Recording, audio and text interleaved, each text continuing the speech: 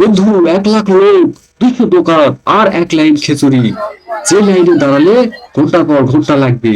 আজকে আমি ঢুকেছি রঘুনাথ জিউ মন্দির মেলায়। আর হ্যাঁ, আমি খেয়েছি সেই বিখ্যাত খিচুড়ি। কিন্তু আগে দেখো সেই ভিড়। বন্ধু, আজকে আমি যাচ্ছি রঘুনাথ জিউ মন্দির মেলায়। ভ্যানে করে পথ পেরোচ্ছি। এই দেখো মোড়। হাসপাতালের সামনে দিয়ে সরকারি কলেজ পেরিয়ে আমরা পৌঁছাবো মেলায়। এবার মেলায় ঢুকেছি। কি সুন্দর গেট। আর ঢুকতেই কানে এলো হরিবাসরের শব্দ।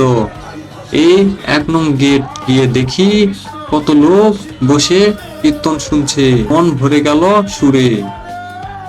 মেলার বাইরেও লোকে লোকারণ্য। শরবত, চটপটি, ফুচকার দোকান।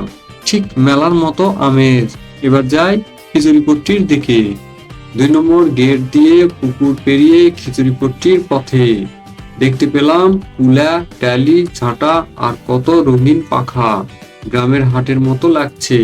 অবশেষে খিচুড়িপট্টির গেটের সামনে পৌঁছে গেলাম এবং দেখেই তো আমি অবাক। গেটে এত ভিড় আর লোকজনের ঠেলাঠেলি। বহু ঠেলাঠেলির পর খিচুড়িপট্টি প্রবেশ করলাম এবং খিচুড়ি খাওয়ার জন্য বসে পড়লাম। আমার লাইন হয়ে বসে পড়েছে খিচুড়ি ভক্তরা। সবার সাথে আনন্দ করে খিচুড়ি খেলাম। খিচুড়ি খাওয়ার পর আমরা বিভিন্ন দোকানপাটের দিকে যাচ্ছি। রয়েছে জিলাপি, মিষ্টি, বাদশা আর কত কি। আপনার মেলার অভিজ্ঞতা কেমন? কমেন্টে জানান।